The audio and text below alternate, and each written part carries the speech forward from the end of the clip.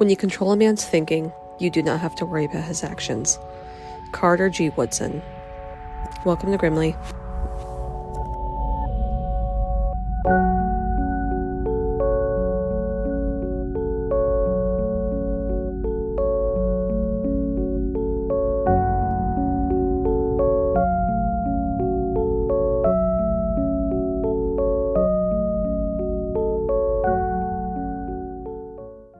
Did Trump say some crazy shit today? Oh, yeah.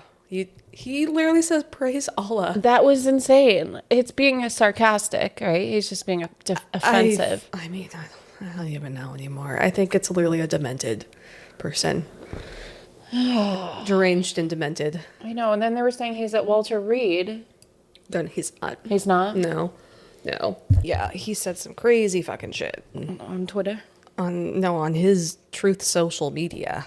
Oh. Is he still banned? No, he's not banned from Twitter anymore because it's Elon Musk. Are those two back on? Did those two make up? I feel like they did. I think they did. God. They're messy. The girls are so fucking messy. I don't know. Can't keep up. I really can't either. But I do think they have made up in some shape or form. It seems like it. Yeah. They're still broken up, but they're like on better terms. Okay. They're friends now. Yeah. They're no longer in a relationship. They're just friends. Are you mixing an energy drink and wine? No, it is only sparkling tea. Okay. I could mix it with tequila though. You could, and which would be fine. Which would be it's fine. It's a cranberry pomegranate. Okay. Tequila's not the best. Like gin feels like it would be better for cranberry pomegranate, but tequila would work. That's all I have. Yeah. Anyway, no, just straight caffeine today. And I wasn't trying to judge, but I was just like, wow. No, it's just in a wine glass. That's why it's misleading. You should taste it. Here, taste it. That's not wine. No. Oh. Yeah, it's just... That's why I poured myself some wine. Like, well, I guess if you're drinking it, I am too. Now I'm the one in solidarity. Yeah. Shit. Oh, well. Oh, yeah. Yes, nice. They're good. I like them. Yeah. I don't really get the sparkling one all that often, but I should. Yeah. Anything that is in a can should be bubbly. It should be effervescent. Sure. I don't like... But there's a lot of teas that come in... I don't like it when the teas green teas and I want them to be bubbly. They aren't usually. You can carbonate them. I mean, just inject a little CO2 in there. Okay, but like a green tea, a sparkling green tea? Yeah. Okay. I guess so. Listen, I just say when I crack open a can, I want it to be bubbly. Sure. It's my expectation. Maybe that I'm just like, there are so many types of canned drinks that are like, you're going to be fine.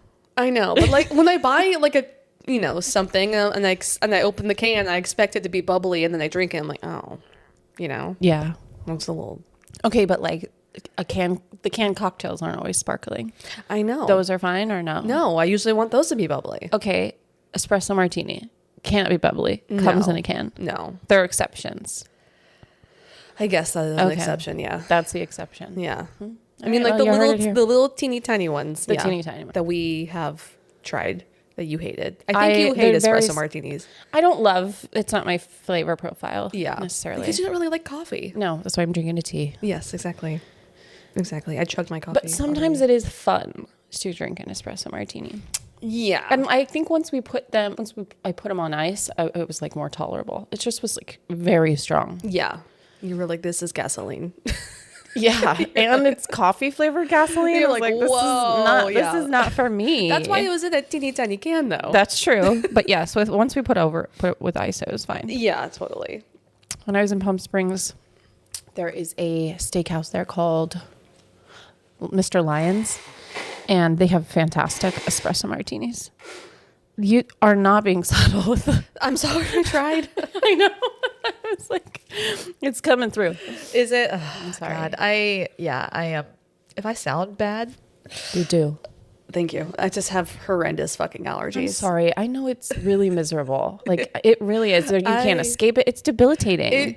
I fucking hate spring so goddamn much. It's hard to like work. It really is. It's just like, sorry. you just have to endure. Yeah. Unfortunately. I'm sorry. So all of my allergy girlies out there, I hope you're doing okay. I'm not, but I hope you are. We should stick a couple tampons in your nose. You know, I've thought about it, but they are expensive. So I'm like, God, I don't really want to waste a tampon. I know. And like, honestly, I need the little tiny ones. And I don't know about your pussy, but I need a bigger tampon than the tiny ones I would stick in my nose. I did stick some tissues up my nose the other day while I was driving because I'm just so sick of having to grab a tissue box because I have a tissue box in my car. I was just like, God damn it, I'm so sick of this. I shoved, you know, I was like this. I probably look ridiculous on the road. I know, people might get it though. Yeah, they're like, there goes one of us. There goes one of us. I feel her. But you know, hi, welcome to Grimly. I'm Meg. I'm Missy. And we are two unserious people that talk about seriously creepy shit. And we definitely did not do that intro yesterday with Brandon. We are bad at this. Yeah. And we know this. Yeah, we are a little. It is what it is. It is what it is. Listen, you know. I need to make an announcement at the top of the episode. And that is, and you know this, that some of my work colleagues have discovered the pod. Oh, right. And I'm here to say, if you're fucking listening, it is time to turn it off now, okay? Don't go any further. You're uninvited. You're uninvited. That's all. That's all. What did they say, like, when they did a search? What, did they call us idiot liberals or liberal idiots? They used ChatGPT to narrow it down. Because you wouldn't tell them the name. I would not tell them the name, but I gave enough context clues, apparently, that they... Found it. Yeah, ChatGPT eventually got there. But and then it gave us it gave like a little review that someone read to me, and I don't remember exactly what it was, but it was like, something to the tune of two liberal bitches. Yeah. I thought it was liberal idiots. Something like that. I don't remember. What? I'd rather be a liberal idiot. Sure. Well, than the opposite. Yeah, well, I would say. We're all idiots, so. Yeah, we all are idiots, but we will admit we are idiots. Yes. Yeah. That's true. That's the problem. Yeah. And believe it. Yeah. You know? Yeah, totally. I do also, I have a hot dog story. Okay. I have a hot dog tale. Okay. To add. I've been waiting to tell you about it. Okay. I'm here. Because I was like, this is a good story for the pod. I went to opening day, Mariners game. And, we were, at the game having a good time. And we were leaving. I was like, you know what time it is? It's hot dog time. As we've talked about. Yes. I need to find my hot dog angel tonight. So I went to the first little stand.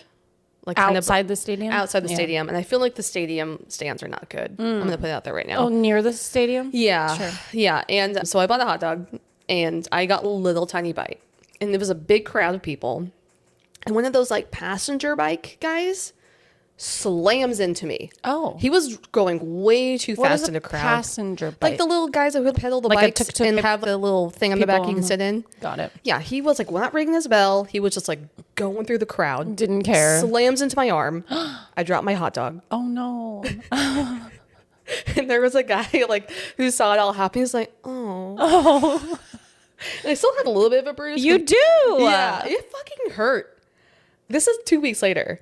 Oh my God. I was like, salt. And he just kept going. Yeah. I did not care.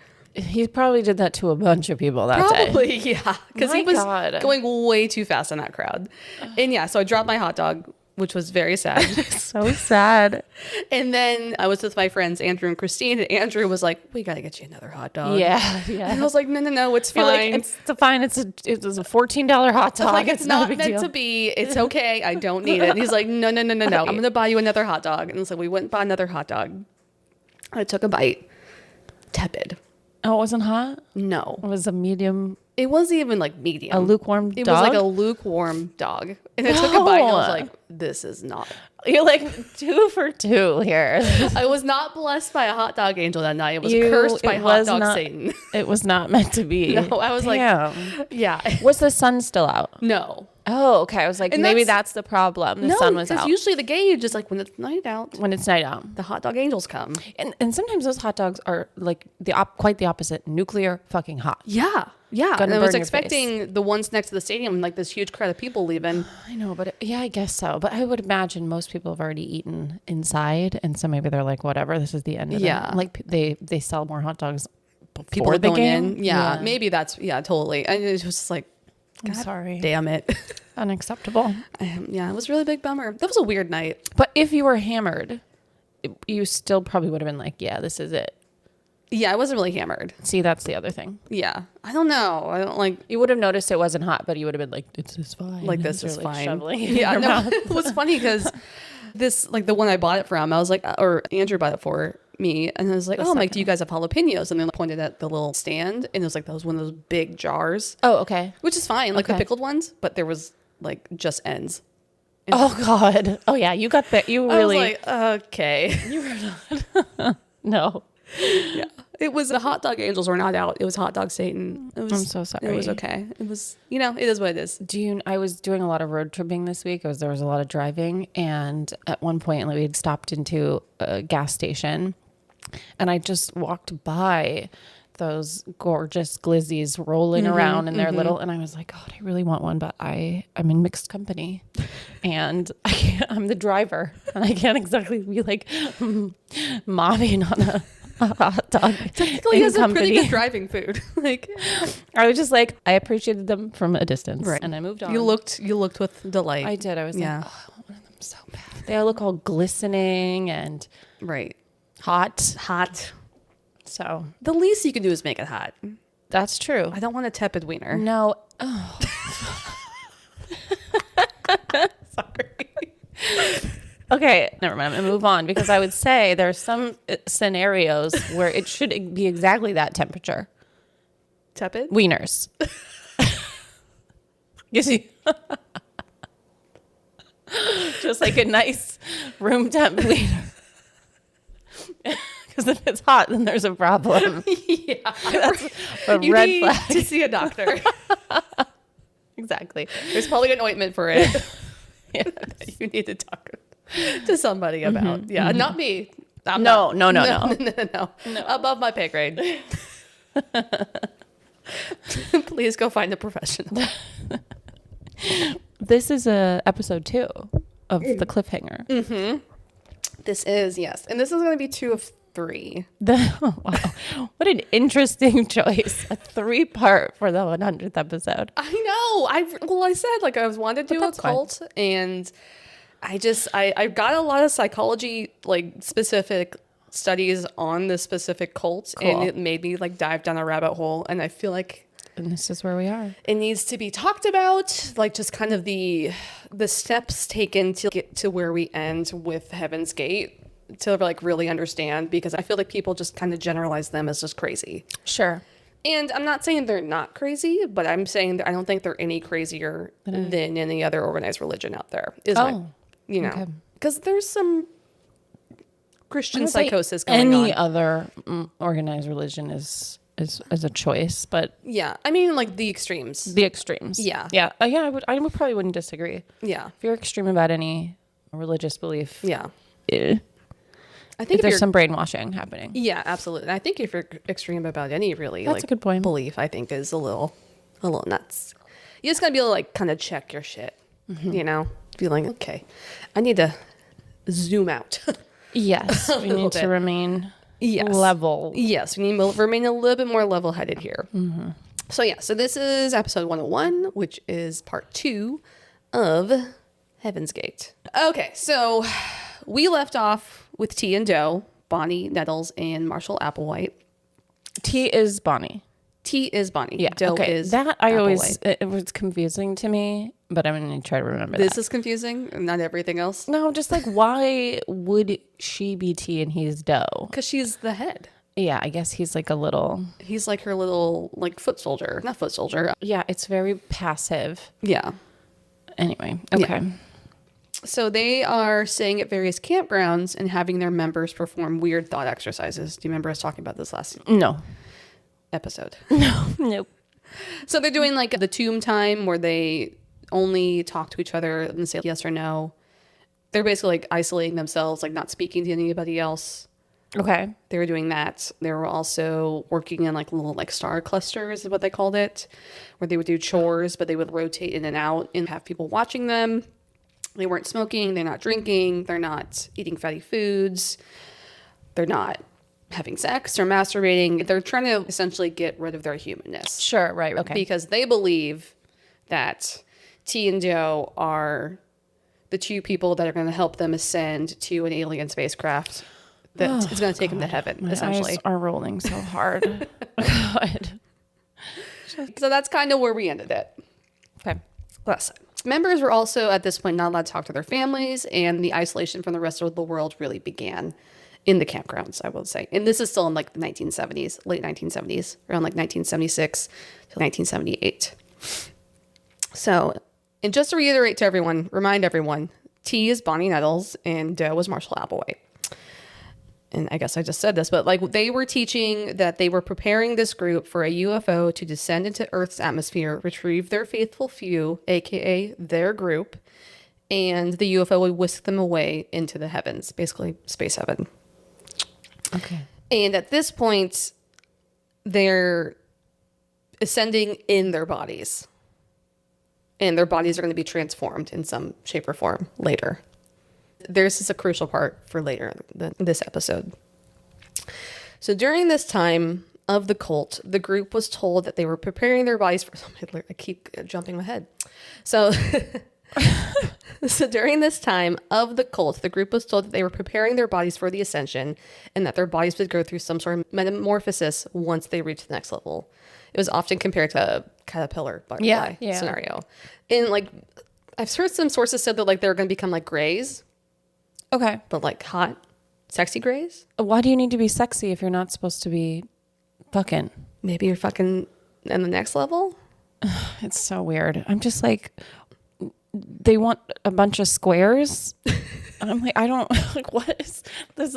The thing that's special about us is our humanness. I would agree. I would agree. God. Okay. But, I mean, they would disagree. I don't like it. Yeah. I just would not relate. I kind of I imagine them all as like a handsome Squidward in the spaceship.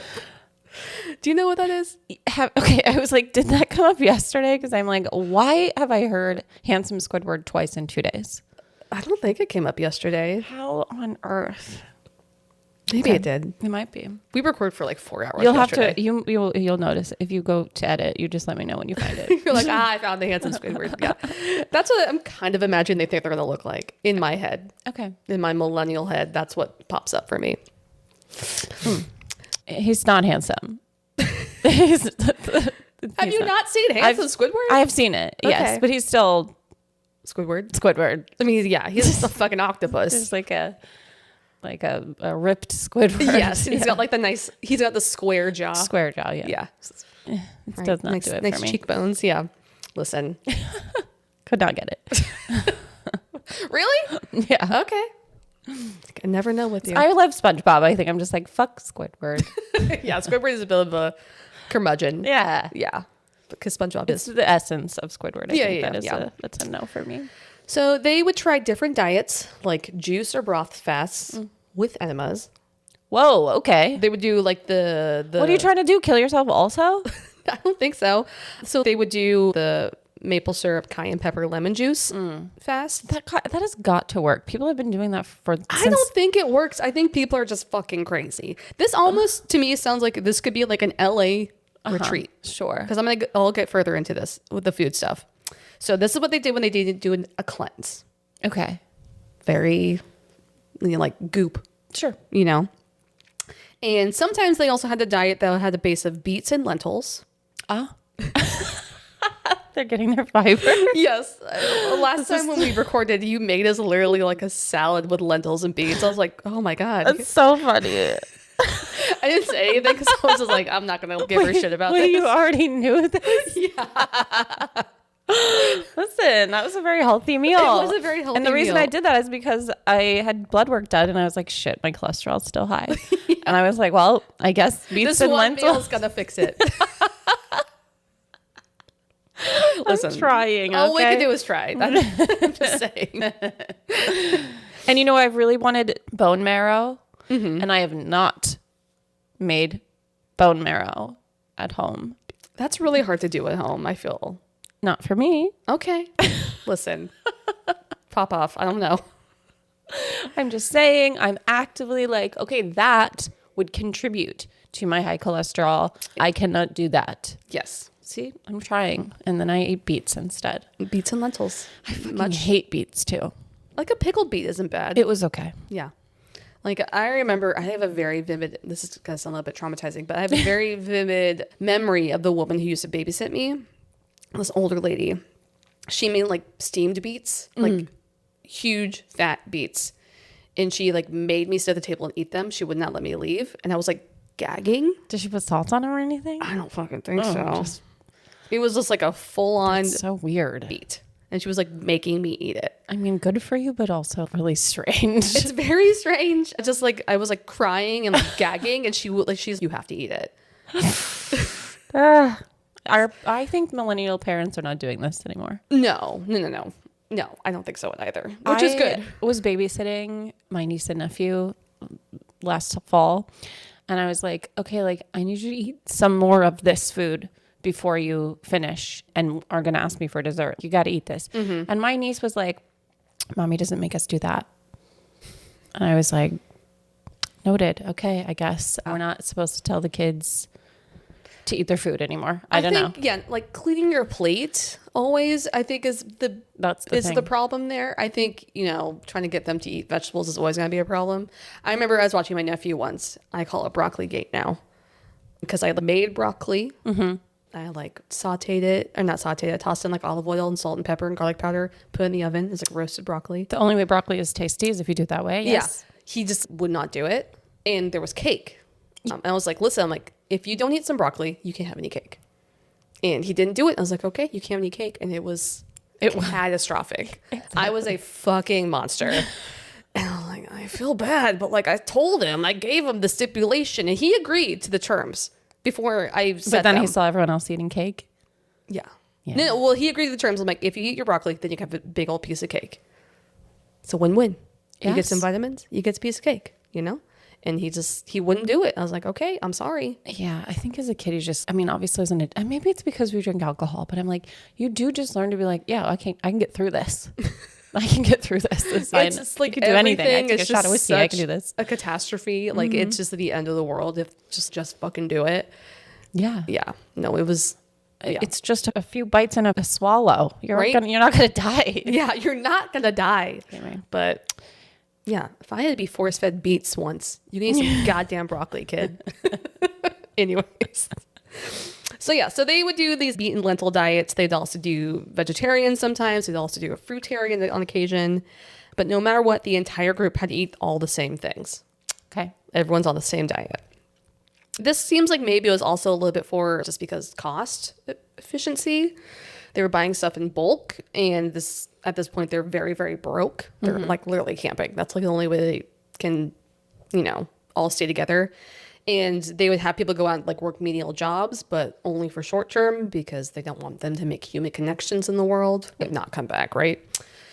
And food for them wasn't necessarily something you were going to enjoy. This is where they would lose you because once again, they're trying to get rid of their humanness. So it's not like you can't enjoy this meal. Like this meal is just fuel for our bodies. But no one was ever like malnourished or starved or anything. It was just, this is fuel. This is to get us ready for ascension. We are not here to enjoy this meal together. No, they sound like a bummer. This is like bummer of cults. Not into it. Yeah. I mean, you hear some other ones, and that sounds horrible and horrific, the things that happened to the people in the cult. And then you hear this one, you're like, you guys are just a bunch of fucking squares. Why'd you guys sign up for this? Is there nothing in between? Honestly. Is that maybe just life? Honestly. Just normalcy? I don't know.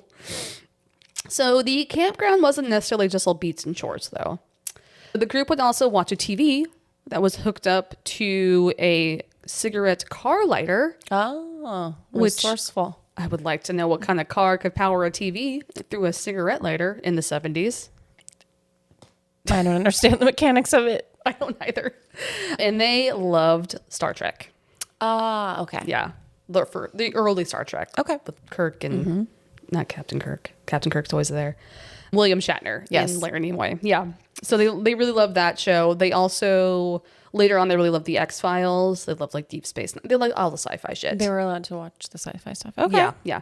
But that's something, I guess. Yeah. But T and Doe would not allow TV shows that showed a strong family or friends unit, like Little House on the Prairie at the time. Oh. Because they didn't want to trigger their members who maybe missed their families. I would like to know how intentional this was, because it sounds intentional. It does sound intentional, to isolate and yeah. I mean, I think this is like very interesting case where I do think that T and Doe, Bonnie and Marshall were really believing what they sold to this group. And I think that's kind of unique to a lot of different cult structures, because you look at like Jonestown or, any of the other ones, and like, I think they all kind of knew it was bullshit, but I do really think that T and Doe believe this on some level. And I do think it's maybe the members of it's like a self-confirming bias. Like everyone's telling Marshall and Bonnie, they're like, oh yes, you guys were right. You are the leaders. We are doing this for Ascension. And so then like they keep hearing that enough that they believe it themselves. Sure. If that makes sense. Yeah. I will say Bonnie does write her daughter often. Oh. Yeah. So Bonnie is writing letters to her daughter in secret. Oh, okay. Yeah. And she shares that with the group like way later. And she's like, by the way, my mom was always in contact with me. Which is fucked up to tell your members that they can't do that, but she's still in contact with her kids. Well, yeah. So it's a little bit of a hypocritical stance, rules for but not for me. Yes, exactly. So they also come up with the concept of the away team, which we will talk about more later. But so during this era of the cult claims that 2,000 years prior, this is funny that we're talking about this in Easter, Jesus had shown up, spread his message, and kind of took off and ascended after that, aka Easter Sunday when he leaves. But that he, Jesus, and God have now come back and come into the bodies of Marshall and Bonnie. Okay. With Bonnie being God and Marshall being Jesus. God is a woman. I was like, how fucking progressive are they? And they came back to recruit members to go back to where they came from. Like basically space heaven. Okay. So that's what they're spewing right now. Yes. Creative. Mm-hmm. I do think it's funny that we're really talking about this on Easter. Sure. Because someone, I can't remember where I saw it. Someone posted like, hey, they're like, what happened to Jesus after he came back? I'm like, did he just get killed again? He doesn't. And someone like literally posted a picture of Mary Poppins in the air with the umbrella. They're like, pretty much this happened. I was like, wait, what did happen? We know he was only here for a few days. Yeah, and then he basically like Mary Poppins backed into the sky. He just like vanishes again? Yeah, I think so. Damn. Which, like I said, is it any crazier? He's like pulling the Irish goodbye on him. Yeah, totally. Jesus did an Irish goodbye. He's like, I'm out of here. You guys are fucking losers. Yeah. Bye. I'm with Sky Daddy now. I'm going up with Sky Daddy middle fingers, as he says. Booyah. So this is also when we start to see the idea of a uniform for the group emerge. So it's once again getting rid of more individuality. Yes. And originally it was kind of like windbreakers and like linen pants. Linen pants and windbreakers? Mm-hmm. That doesn't work together. Okay. I was like, okay, windbreaker, cool. Linen pants? No. Okay. I think it was like... Those are just such opposing materials. I know. I don't like that at all. It's like some sort of organic material, like linen or cotton. And then a windbreaker. Okay, sure. Listen. All right. Their style is bad, all right? That's all I have to say. Yeah. I mean, this is like the 70s. List. They could have been dressing way fucking cooler. I know. Wearing like the bell bottoms. That's true. I guess other cults were doing that. Yeah, that's true. Yeah. Or like the pantsuits, the polyester, like staying alive. Yeah. Pantsuits. That sounds like a way more fun cult. Sure. Yeah. It's not their style. No. So they initially say that this uniform was more as like a dress code at the beginning. And it was an excuse to make the laundry easier because remember, they are still in the woods at camp. Okay. They're doing all this while they're camping. So they're like, it's just going to be easier if we all kind of wear the same thing. Sure. And just just grab one. Yeah, just grab a pair that fits you, essentially. Sure. But sometimes the dress code for the group would get fucking weird. Oh, okay. Go on. So on occasion, the group would wear a black hood, like a KKK hood, with mesh around the eyes as a way to try to pull away from their individuality And it would also help with their tomb time. Okay. So when they're not supposed to be talking to each other, it's also like a form of like individual isolation. And like kind of when they're trying to connect to the higher level, they'd wear these hoods with the mesh eyes. Okay. Could you imagine? I don't like it. Coming up to this campsite. And they're all wearing those. And they're all wearing the hoods. No. And their linen pants. And their weird linen pants and like a windbreaker. I don't like it at all. No, I would like slowly be like Homer Simpsoning into the bushes. Yeah, exactly. I'm gonna go. Exactly. Whoa. So they would also start to call their different areas of camp by different names. Their kitchen would be the nutrition center. Okay. To try to basically be like, oh, we're pretending we're in the spaceship right now. Sure. We're getting ready to be in the spaceship. So the kitchen's on the nutrition center. Okay. And the bathroom would be the recycling center. Nice. Okay. And they also would call like laundry like fiber care or fiber maintenance.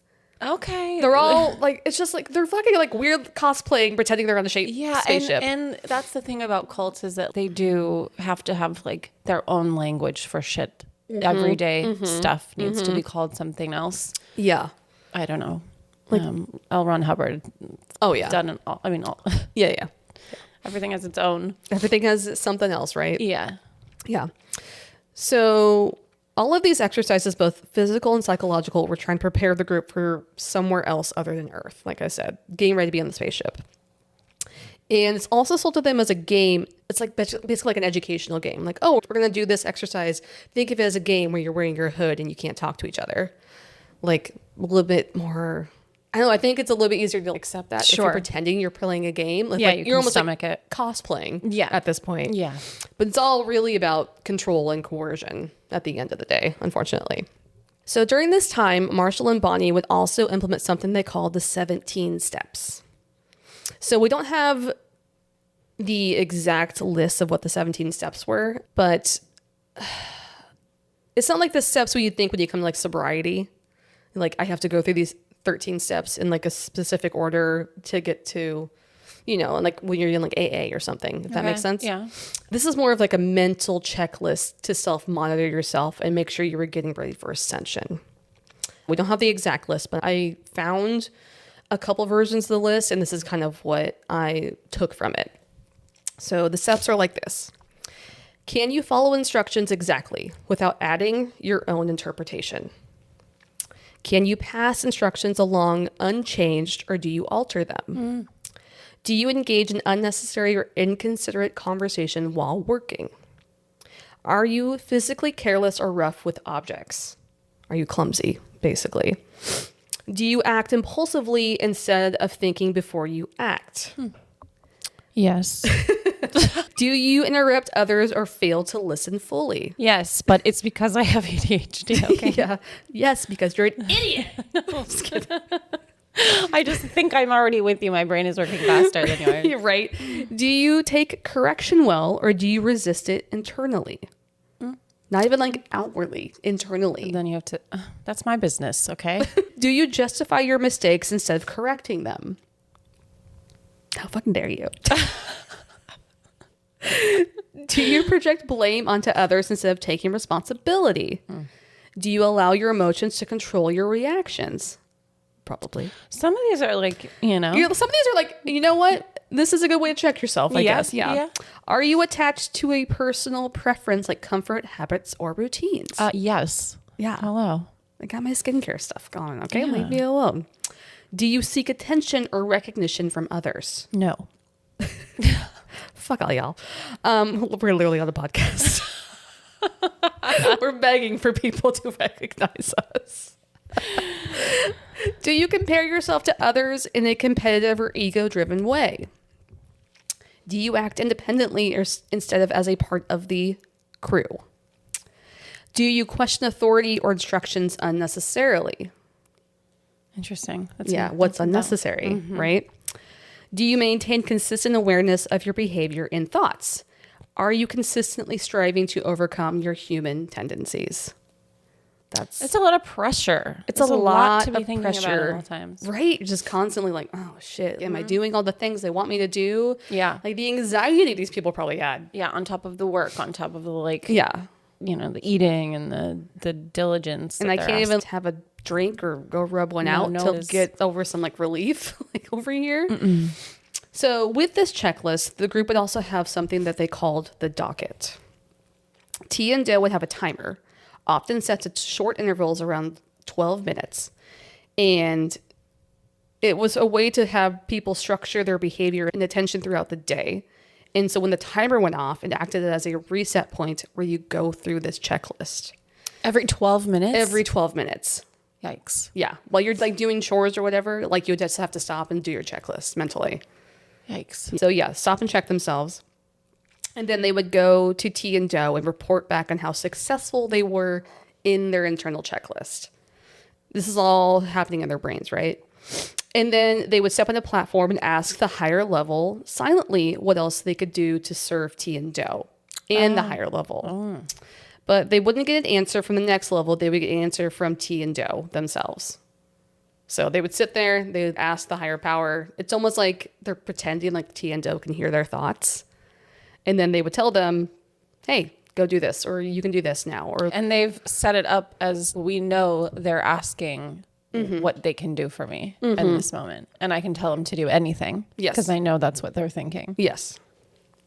Great. Weird. It's weird. This is rigged. Rigor Mortis, girl. So this game would also go past the camp and be practiced when members would be out in the world working their menial jobs to support the group. So the members were instructed to look at the clock every 12 minutes and go over their mental checklist and ask the next level how they could be of service. So imagine you're working at McDonald's with a kind of a weird guy over here, and you just see him look at the clock every 12 minutes. And you'd be like, are you just wondering when the shift's over? He really wants to go home. Like, he really does want to be here. Which, I mean, I guess is probably what I would assume, but like... Sometimes you're looking at the clock more than that. Yeah, for sure. You just, please, for the love of God, be done with me. It's like in 6 minutes. So T and Doe claimed that all of these commands or guidelines from the next level would come through Bonnie and then to Marshall, and then they would pass on the word to the group. But this is an interesting change, because initially when they were recruiting members in the early 70s, they said that anyone could talk to the next level. It was like, you just have to connect to them and you can talk to them. But that caused so much rift within that initial cult group, because people would be like arguing about something. Yeah. And be like, well, the next level told me this. Sure. And then the next person would be like, well, the next level told me this. Oh, they got to get that on lockdown quickly. Yeah. So then now they're like, nope, none of you can talk to the next level. It's only us. Sure. Like, we're the people you have to speak to. I think that's also creating more coercion and control For too. sure. Yeah. It's more about controlling the group, right? This is where we start to see more individuality being taken away from this group members, and the reliance on the salvation from T and Doe grows stronger, because they're like, we are the two. We are the ones that talk to the higher level. We know when the higher level's coming. We know when everything's happening. We're trying to get you ready. We are the ones that are going to save you. I think I mentioned in the first episode, like the soterology, which is the doctrine of salvation. This is kind of where that comes from. Okay. Yeah. So they're basically like, we are the people that are going to get you to the next level. We are here to save you. So I'd also like to point out at this point that no one was punished within the group or seen like we see with other cults. The ones locked in a room, or I mean, like Ohms from Rikyo, they literally kill people. Yeah. Or put in like a closet, or I don't know, whipped or whatever. Like none of that is happening here. And people desperately wanted to stay within this group. They were like, this is where I am. This is where I'm supposed to be. I want to be here. Yeah. And the most they would get from T and Doe when it came to like punishment, it was be like, I'm not mad. I'm just disappointed, for lack of a better word. Kind of like a parent being like, well, I guess you fucked up. If people wanted to leave the group, T and Doe would be like, okay, we're disappointed. And it sucks because you're not going to be in the ascension, but you can go. Right. They would give them bus fare, be like, all right, bye. Yeah, that's where I guilt you. Yeah, which is even like, I don't know, you're like, oh, do you even want me here? It's like the reverse psychology. Yeah. I always think of that scene with Dakota Johnson and Armie Hammer, whatever his name is. The guy is canceled. Yeah, the cannibal one. Yeah, where he was like, I think we should break up. And she's like eating cereal. She's like, okay. And he was like... Mad about it? Yeah, he's like mad that she doesn't care. It feels like a little bit like that to me. So Marshall and Bonnie were also very paranoid during this camping era of the cult itself, obviously. Let's be real. So they would have lookouts in the surrounding hills and trees to make sure that if anyone outside the cult was going to pull up, they could change out of their matching outfits and hoods. Oh, so they knew that there was something funky about this. And they could just pretend to be a Bible study group. Got it. Okay. Yeah, which I guess is better. I was like, what's the difference? I don't know. I feel like it'd still pull up and be like, there's a lot of people here and I'm getting a weird vibe. Yeah, that's like, true. The vibes are weird. Yeah, even without the hoods and the windbreakers. You're like, okay, I'm just going to go, I guess. Yeah. So they also made sure that the group could pack up the camp super quickly to be able to jump into another campsite. I think this is also part of the control aspect. Be like, okay, let's be ready to go at any time. Do a drill right now. Let's make sure we can all do it. And like people, they could pack within like 15 minutes, the entire campsite. Yeah. Damn. So they did have to do this on occasion because sometimes group members would try to contact home, unfortunately, like write a letter or something. And they'd be like, we have to go. Because we don't know when to find. Yeah, we don't want them to find us. Yeah. Or if someone would go out without getting permission from Bonnie or Marshall, they would go into town or something. There's a couple times where that happened and they would be like, okay, you have to leave now. We'd be gone when they came back. Yeah. Or like they would grab the person and be like, we have to leave because you did this. Oh. Yeah. Okay. Yeah. So you're inconveniencing everybody. Yeah. So not everyone within the group was super committed to the ultimate goal of the ascension. Good. In around 1976, Bonnie and Marshall secretly chose 19 members that they believed were the least committed and told them that they needed to go to Phoenix and get jobs. Okay. They're like, you need to go down to Phoenix. We need some money. Go get some jobs as a group. So the members did this, and the two kept in contact with them for a few weeks before just ghosting them. Sure. Oh, interesting. Okay. And these members just basically kind of disbanded and walked away. Good for them. But that is how they got people out of the cult. There was a couple people that left on their own, but most of the time they had to force people out. Yeah. Okay. Which is very weird. Yeah, I mean, they've clearly set themselves up to be like the prize. Yeah. The proximity to them and approval. Yeah, all of it. Yeah. So for the rest of the 1970s, Bonnie and Marshall, and now the 69 members of the group, were mostly nomadic. And they were hopping around different campsites in Wyoming, Colorado, and even went back to Texas for a time. So the cult was not actively recruiting at this time, and they did lose a few followers. Like I said, a couple of people left, and they kind of would force other people out in these weird backwards ways. But like the people that were in it were really in it. So we get to 39 people that eventually are at the end. So at least half, a little more than half of them are fully committed until the end of it. And this is when we see the cult members change their names. Okay. Do you remember this? Have you heard about this? Yes. But it's also common. It's just Yes, like it is very cult common. thing. Yeah, this one's weird though. So during the late 1970s, members were kind of allowed to pick their new names for themselves, but under a certain set of rules, like everything else. So the beginning had to be one syllable and end with OD. With the OD being a representation of God. And the Y was added to make it a little more friendly and fun. Okay. And more approachable, like Billy or Mikey or Jimmy or Timmy. Kind of like, oh yeah, hey Mikey, what's going on? So it was like the Y was added for that. Okay. So I think yours would be like Magodi. God. God. This was so bad. These people are so lame. Jesus.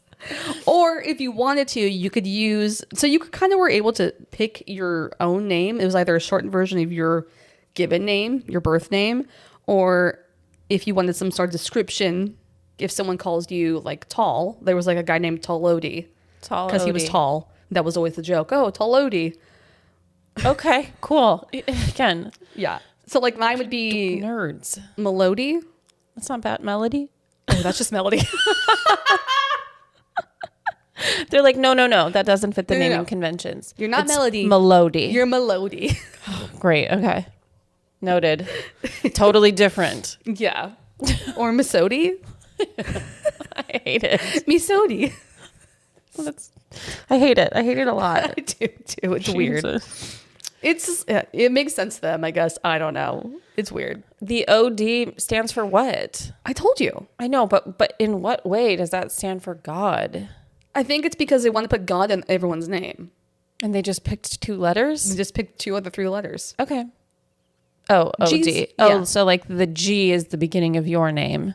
Yeah. O-D is the rest of God. And then Y for vibes. Y is for like you're approachable and fun. Idiots. Okay. God. So the point of this is to bring members closer to the next level while also getting rid of their human ties. Again, like I keep saying. So in the early 1980s, the group gets somewhat of a break when 2 members receive inheritances that add up to about $300,000, which is a little over $1 million in today's money. Wow. Okay. Yeah. Where are our relatives that leave us? Where's my rich aunt? Yeah. $1 million is a lot to do. $1 million is a lot, yeah. So, which means that the group can now rent an actual home. Okay. AKA a craft. Because remember, they're cosplaying in a spaceship to share. Okay, good for them. So while sharing this house as a group, the schedule got stricter for the group as well. Now they're confined, and there's not going to be any side of no one can come in. It's like just them in this house. It had to be a big fucking house, too. I know, I think so. I'm sure they're sharing rooms, but it still probably was pretty big. I think there was 70 people, roughly. I think it was in Denver, the first one. Yeah, so we have some first-hand accounts of what life was like in the first homes, and the rules were pretty strict because we have a couple people that leave. So the group would be given exact times they could sleep, which was generally about 2 hours at a time. Wow. Okay, so now we're really fucking with people. Yeah, totally. And they were also given exact times and durations of when they could bathe, eat, and they were also told to take multiple vitamins daily, like 32 different vitamins a day. Okay. And this was done every day. There was never like a Sunday break or something. Every day you took a bath at 5:17 for 10 minutes. You know, you took these 4 vitamins at this time. You took these 4 vitamins at this time. You take these. Do we know if Bonnie and Marshall were also doing this, or were they just doing their own thing? I think they were also doing this. Okay. They were disciplined. Yeah. With them. Okay. I mean, I guess that's the least they could do. Yeah. But like I said, Bonnie was also writing home. Yeah. Writing to her kids. And she was telling everyone else not to do this. So we don't really know, unfortunately. But I do think there was definitely parts of this that they were actively engaged with the group. So they would also have assigned chores and also study and do astrology or thought exercises or jigsaw puzzles. So good. Okay. Like something, I guess. Yeah, all of it. It's like basically Ascension boot camp. Like we're just getting ready for all of it. Okay. So each member would also have someone assigned to each other or a hall monitor assigned to watch parts of the group, and they were called eyes, which is giving Handmaid's Tale. To make sure there was no funny business, like people were masturbating or anything. You're not congregating with people you shouldn't be congregating with. Like you just you and your partner. You know, you're doing your tomb time. You're not going to the bathroom and you know taking care of yourself. A lot of that type of stuff. They're always being watched, unfortunately. So the monitoring itself was never looked at as like a threat or a punishment. It was almost welcomed by the group members as they're like, thank you for helping me get ready for Ascension. Keeping me honest. It's just like another way that they controlled these people. Be like, this is all to help me. Sure. This is why it's called the cult of cults, because they are believers. They are true believers. There isn't any like stories about people being like, I was forced to do all this stuff. Yeah. Which is weird, right? Well, that's part of the coercive control. Totally. It's the genius of all this. Yeah. So the group was the also evil genius. Yeah, the very evil genius. Yeah. So the group also never left the house. Okay, sure. And they had all the windows covered from the outside world. Damn. And this would last. That's why they take all those vitamins, right? And this would last for months at a time. Oh, that's awful, right? It probably smelled. Ew. Just like musty, like human dander. Yeah, like gross. You gotta open the window, get some fresh air. Yeah. There was a point where one of the members who left, she talked about the only time she could ever figure out what the weather was outside is because there's a skylight. Oh yeah, it's raining today, but it doesn't matter because I'm in my craft. I'm getting ready for Ascension. Like that's human stuff. Don't worry about that. I guess if you're in outer space, then maybe yes, you wouldn't see. It doesn't rain in outer space. Yeah. Yeah. No space weather. Why is it always dark up there too? Because the atmosphere. There's no atmosphere, so there's like the light spectrum is not up there. Oh, okay. Thank you. You're welcome. I'm pretty sure that's why. I have no idea. That literally just spewed out my mouth. So that could be just bullshit. Maybe I should be a cult leader. The way I can just make it up. I love it. So at this point, a lot of the group had not spoken to their families for years. So Marshall and Bonnie decided one day to let the group in 1982 go visit their family for Mother's Day. Interesting. They're like, you guys can go. I wonder why. I don't know. Well, I do have some speculation that maybe because at this point Bonnie has cancer, and so maybe she's like, I just want everyone out of this goddamn house. Yeah, for a couple that days. was my thoughts. It's like she wanted a minute, and or she like maybe has some doctor's appointments. I don't know. Yeah. Like she was hiding the cancer from everybody, and she really wasn't getting treatment. But this is kind of when the diagnosis gets bad. Okay, so I think maybe that's part of it too. good riddance. Or she's like, I miss my kids. Maybe you guys should go visit your kids or visit your families for Mother's Day too. Yeah. So one would think that when a family has a member pop up that they haven't seen for years, they would lock them in a room and try to like, I don't know, do like what's the type of therapy that they have to do with cult members? Desensitization? No. I can't remember. I don't recall. I don't know. It's like where they have to literally do some sort of like really crazy therapy to get people to like to break their the brainwashing, for lack of a better word. I don't know. Okay, doesn't really matter. But yeah, so you would think they'd be like, we're gonna lock you in a room, we're gonna make sure that you don't leave, and we're gonna make sure that we get you unbrainwashed, right? But I think we understand now with a 2026 lens. I think, at least for me personally, how difficult it is to try to get someone to see different logic and reason when they're been coerced and brainwashed like this. And I am talking about the cult of MAGA. So yeah, I thought you might be joking about that. Because like even when there's evidence right in front of your face that's saying the opposite, and like things are happening that is the opposite, but you still believe it, it's just like, how do we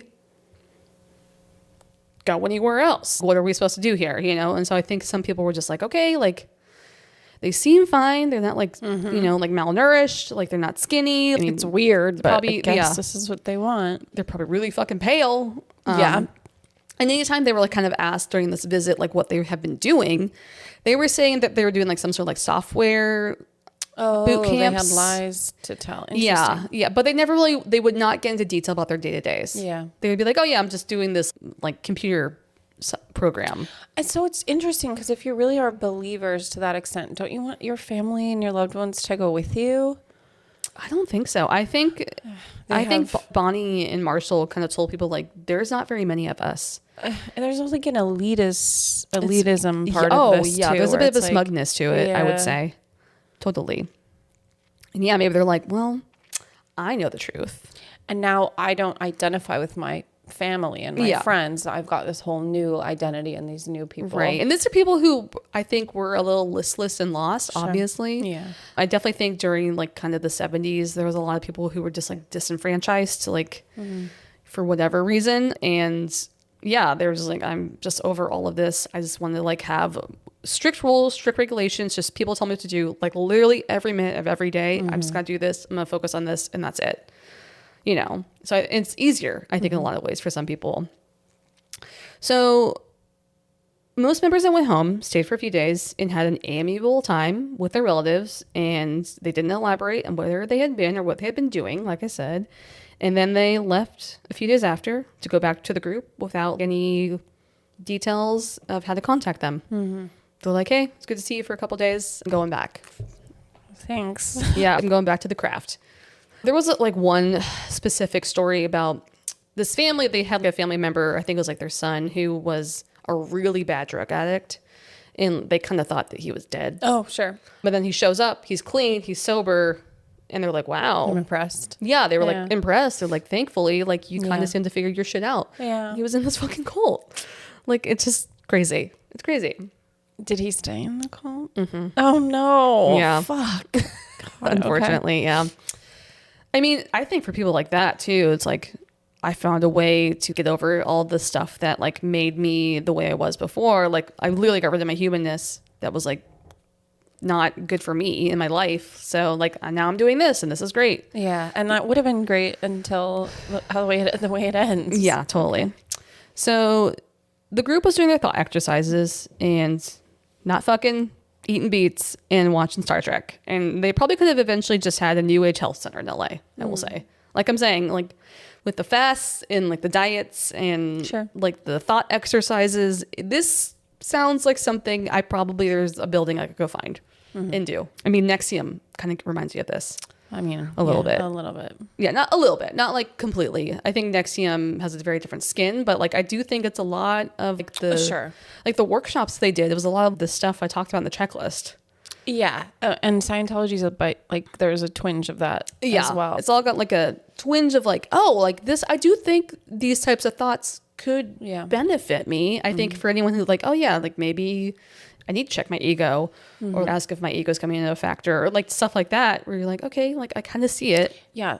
Just teaching people to be like a little more self-aware. Yeah. Yeah. And I think that's kind of where most of these start, unfortunately. But everything changes in the 1980s when something catastrophic happens to Bonnie Nettles. So in May of 1982, Bonnie loses an eye to cancer. Oh. She loses What kind of cancer does she have? It kind of metastasizes and goes everywhere. Damn. Yeah. Oh, she really wasn't being treated then. No. So she loses an eye in an attempt to stop it from spreading to her brain, is what it sounds like. Yikes. Yeah. And then in 1985, the cancer had spread to Bonnie's liver, and that's how she eventually dies. Her official cause of death is liver cancer. Got it. So Bonnie's not getting a traditional treatment. And so this causes it to spread to different parts of her body. Like you just can't not do anything about it. It would be painful too at that point. Know. Very painful. And that's why I'm wondering in 1982 when she like let people leave for a few, like maybe that's when she got her eye removed. Maybe. Yeah, because she was also isolated from the group during this era. Okay. Because I don't think they wanted anyone to know what was happening. And I mean, it definitely brings up a lot of questions, right? Because if this body is supposed to ascend, what happens when you lose your body? Yeah, that's true. So Bonnie dies in 1985. And then this is when the cult kind of jumps the shark because literally their leader dies. And it starts them on a path to eventual death by suicide in 1997. So it starts way back in 1985. Oh, wow. So Marshall, Applewhite Doe, as we call him, makes a few significant changes to the cult's doctrine at this point. So the first being that the world is going to end soon. And he is now the voice to the higher power and to Bonnie. He's like, Bonnie's ascended. I'm talking to her. She talks to the higher power still. And they're talking through me. Okay. And now there has to be a bodily death before reaching the next level of salvation. So originally it was like your body's going up too. That's why we're like doing these like different types of meal like preps. Right. We're like our diet. Yeah, we're getting everything ready. So Marshall then sells it like this. So he says that Bonnie had reached the next level of ascension and her body couldn't handle the ascent to the next level. Sure. Okay. And they're like, she was getting ready and her body couldn't do it, is what he's saying. So then Marshall begins to double down really on the end times. I think maybe also he was like a little grief stricken. Sure. Because Bonnie was like they weren't like romantically involved. Right. They're like platonic soulmates, for lack of a better word. This was my person and now she's gone. Yeah. And there's a lot of videos after this where he talks about Bonnie. He like instantly just starts tearing up. Yeah. So he says that soon the next level extraterrestrials will harvest planet Earth of its useful souls and recycle the rest of human civilization as unneeded waste. Okay. So it's like they're going to take some souls, they're going to recycle everything else. Okay. Yeah. So he states, quote, "It's harvest time. Harvest time means that it's time for the garden to be spaded up. It's time for the recycling of souls. It's time for some to graduate. It's time for some to be put on ice. It's time." I wonder if he was like, I don't know how to get out of this situation. I am sick of this. My chick is gone. I'm in this alone. There's a lot of pressure. Like, I don't know how to get myself out of here. Maybe it's part of it. Totally. So this is the era when the cult also starts hearing the members talk about their physical form being a vehicle. And that eventually the vehicle will need to be exited. And this is when shit gets darker, and we will continue that journey next week. Oh, next week. Cliffhanger. So yeah, it's Bonnie dies and everything's fucked, for lack of a better word. Yeah, it gets way worse. And it's unfortunate because I do think if Bonnie had stayed alive, I mean, not stayed alive, but if she hadn't passed away from cancer, that, I don't know, they'd be like Scientology, some new age fucking health shit or something. Maybe. Like a niche in Scientology, like a boutique, perhaps, because they definitely were recruiting or anything. But yeah, Bonnie dying is what really sends this cult spiraling.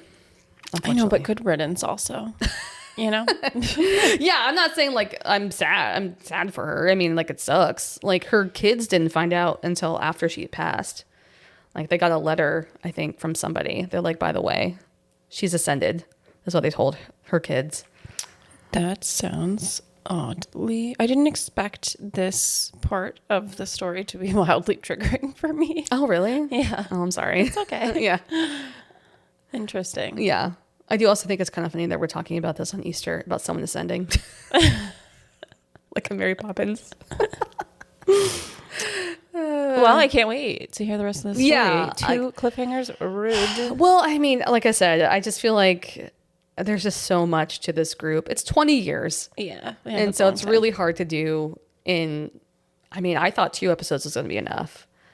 But just like writing this out, I was like, God, this is already 5 pages and we're still in the 80s. Yeah. And I was like... And then the shit really hasn't happened yet. And the shit, like the bad shit really hasn't... I mean, like bad shit being subjective here compared to other cults. But the weirder shit, perhaps, hasn't happened yet. The Heaven's Gate stuff. The real meat and potatoes. Yeah, I think what people associate with Heaven's Gate really hasn't happened yet. But yeah, so we will... talk about tennis shoes. No, we haven't gotten to tennis shoes yet. We haven't got to the bowl cuts. We haven't gotten to the castration. I forgot about that. I'm surprised that is something you forgot about. Jesus. Yeah, like it gets crazier. And like I said, like I feel like it has to be a 3-parter, unfortunately. Sorry about it. Oh, you're welcome. You know what? I'm doing a deep dive for you guys. You know? Mm-hmm. So you're fucking welcome. But yeah, so we will finish this up next week. I promise it will not be a 4-parter. Okay. Even if episode 3 is a little bit longer, we're just going to have to finish it. Because I can no longer be in Heaven's Gate. You gotta move on. I need to get out of here. I need to get off this craft. Because I'm going crazy. But yeah, thank you guys so much for listening. We will talk to you next week. You know, do the things. Rate, review, subscribe. We still have some stickers. If you want some stickers, you know, do all the things and send us... Good stickers. Yeah, send us an email to grimlypodcast@gmail.com. And I will send you some. So nice. Yeah. But yeah, we appreciate you. And until next time, stay grimly curious. Thank you so much for listening. Music by Alex Kingston and Adam McKinnon. For podcast photos and updates, follow us on Instagram and TikTok @GrimlyPodcast. Be sure to rate and review, and we will see you next week for another episode. Bye, bitch.